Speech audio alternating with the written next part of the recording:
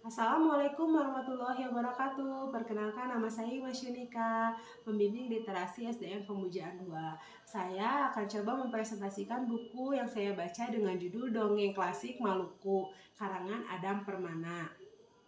Pada zaman dahulu, tinggallah seorang laki-laki atau pemuda tampan bernama Zapar Sidik.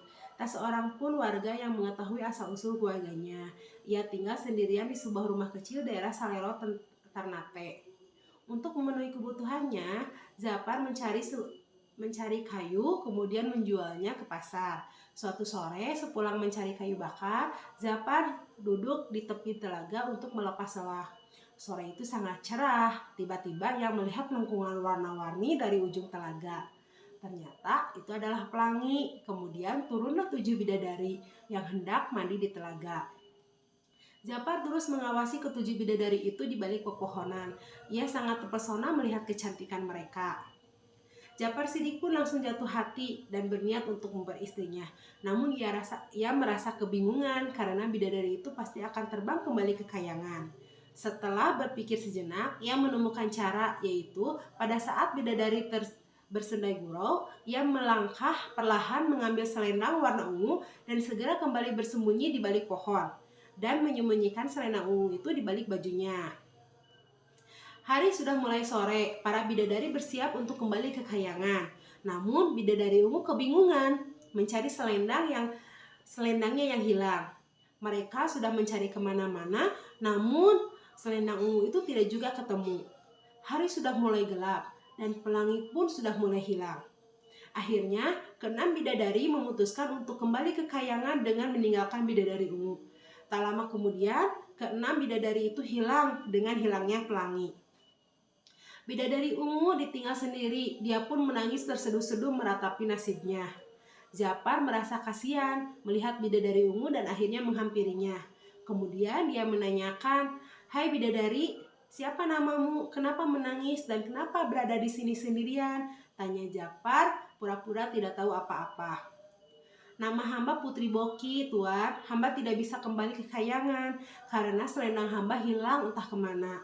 Apakah Tuan melihatnya?" tanya Putri. Japar pun tidak menjawab seolah dia tidak tahu apa-apa. Hari mulai larut. Akhirnya Japar mengajak Putri untuk pulang ke rumahnya dan tinggal bersamanya. Setelah beberapa lama tinggal bersama, akhirnya Japar semakin jatuh cinta kepada Putri dan dia mengutarakan niatnya untuk memperistri dia.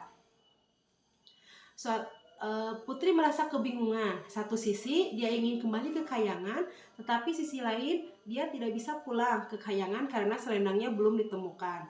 Akhirnya Putri menerima pinangan dari Zapar. Singkat cerita, mereka memiliki 4 orang anak laki-laki. Semakin lengkaplah kebahagiaan mereka. Mereka mendidik anak-anaknya agar taat memegang dan melaksanakan ajaran agama Islam. Suatu hari ketika suaminya sedang bekerja di ladang, Putri Boki melihat ada pelangi di atas bubungan rumah mereka. Ia pun mengamatinya dan ia melihat ada kain berwarna ungu. Setelah diamati, ternyata kain itu milik Putri yang selama ini hilang. Dan akhirnya dia mengetahui bahwa pencuri selendang itu adalah suaminya sendiri. Tanpa menunggu suaminya pulang dari ladang, ia pun berpamitan kepada anak-anaknya. Putri mengakui kepada anak-anaknya bahwa ia adalah seorang putri yang selama ini tidak bisa pulang karena selendangnya yang hilang. Dan dia sudah berjanji kepada ayahnya, apabila selendang itu ditemukan, maka dia akan kembali lagi ke kayangan. Akhirnya sekarang selendangnya sudah ditemukan dan dia akan berpamitan pergi lagi ke kayangan. Sesaat suasana menjadi hening. Ibu dan keempat anaknya terselimuti perasaan haru dan sedih. Namun isak tangis keempat anaknya tidak bisa membendung niat ibunya untuk pergi ke kayangan. Putri Boki pun segera melilitkan selendang itu di pinggangnya, lalu memegang kedua ujungnya seraya mengepak-ngepakkannya. Perlahan-lahan kakinya pun terangkat dan hilang dari bumi. Dia pergi ke langit. Saat malam menjelang, Japar pulang dari ladangnya. Alangkah terkejutnya ia melihat anak-anaknya sedang menangis terseduh-seduh. Si sulung menceritakan bahwa sang ibu telah pergi kembali ke kayangan. Ia sangat sedih dan menyesal karena tidak bisa menjaga keutuhan keluarganya. Namun dia tidak mau berlarut-larut dalam kesedihan. karena ia masih memiliki tugas dan tanggung jawab untuk melanjutkan mendidik dan membesarkan anak-anaknya. Waktu terus berjalan. Keempat putra Ja'far Shadiq menjadi pemuda yang tampan, taat beragama, dan berjiwa sosial. Saat Maluku Utara dibagi dalam susunan pemerintahan, putra-putra Ja'far tersebut diangkat menjadi pemimpin.